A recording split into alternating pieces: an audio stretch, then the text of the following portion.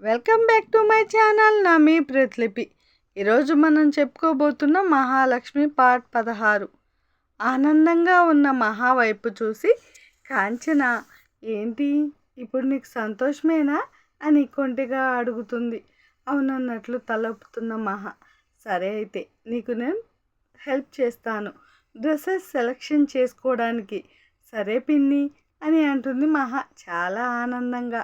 ఇదంతా చూస్తున్న ప్రియ అర్థమైంది, తన ఫ్యామిలీ అంటే మహాకి చాలా ఇష్టం, వారు లేకపోతే ఆమె ఉండలేదు అని.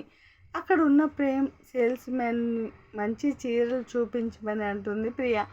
అతను చూపించిన వాటిల్లో ఒకదాన్ని సెలెక్షన్ చేసుకొని మహాని కట్టుకురమ్మని పంపిస్తుంది.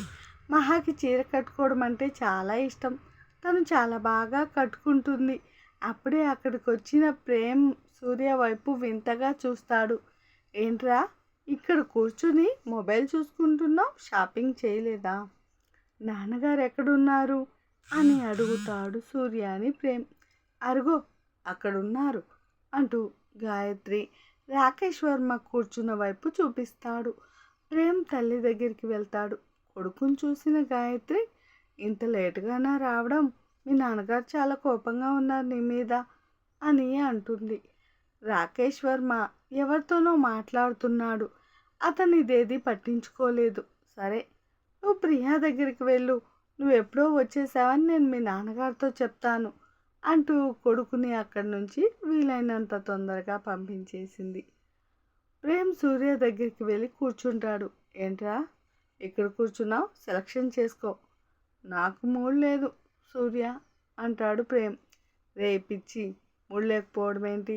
నువ్వు మారవా? ఇంకా ఇది ఇంతే, ఇక ఇలాగే కొనసాగుతుంది. నువ్వు తొందరగా మారితే నీకే మంచిది. ఇంట్లో వాళ్ళని బాధ పెడుతూ నువ్వు బాధపడటం ఎందుకు? అదేరా నేను అంటుంది. నాకు బాధగా ఉంది, పెళ్ళ నాకు ఇష్టం లేదు.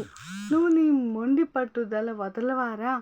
అందరూ చాలా సంతోషంగా ఉన్నారు నీ పెళ్ళితో, వాళ్ళ కోసమైన వారు. అదేరా నేననేది. నా పెళ్ళికి వీళ్ళకెందుకురా సంతోషం, నాకుండాలి. కానీ నేనేమైనా చేసుకోనని అన్నానా? బిజినెస్లో నిలదొక్కున్న తర్వాత చేసుకుంటానని చెప్పాను కదా. నువ్వైనా మా నాన్నకి చెప్పరా. పైగా పల్లెటూరు అమ్మాయితో నాకు పెళ్ళా? నేను అసలు ఇది ఊహించలేదు అని మనసులో అనుకుంటాడు. ఏంటి నేను చెప్పాలా? బాబోయ్ నా వల్ల కాదు, నువ్వే చెప్పలేకపోయావు, ఇక నేనేం చెప్పగలను? అయినా ఇంత దూరం వచ్చాక మనం ఏం చేయలేం. నా మాట విను, ఆ అమ్మాయి చాలా అందంగా ఉంది, చదువుకుంది, ఇంకేం కావాలి? సిటీలో అమ్మాయిలాగా స్టైల్గా ఉండాలా? నా మాట విని రిలీజ్ అయిపో, ఇలా నీ జీవితాన్ని కొనసాగించు.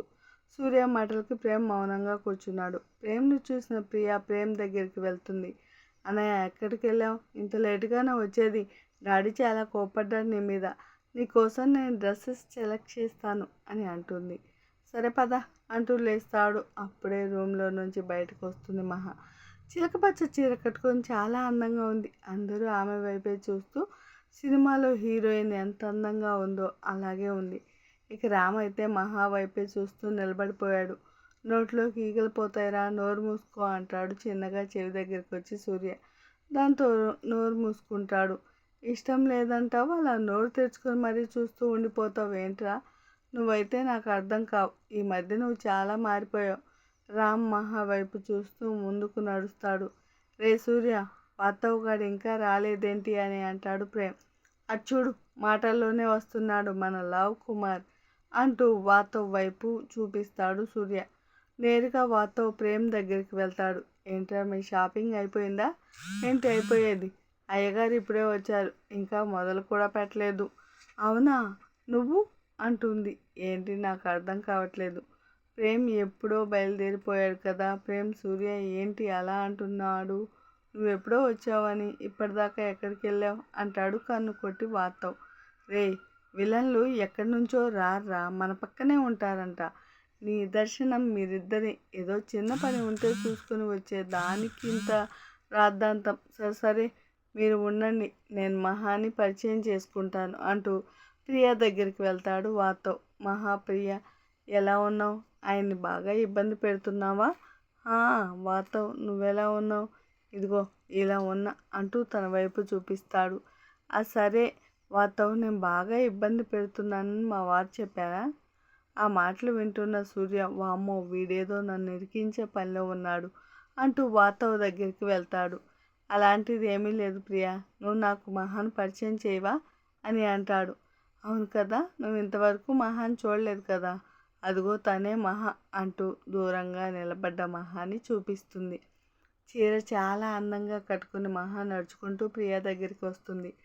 మహా తిని వార్తవ్ మా అన్నయ్య ఫ్రెండ్ అంటూ పరిచయం చేస్తుంది.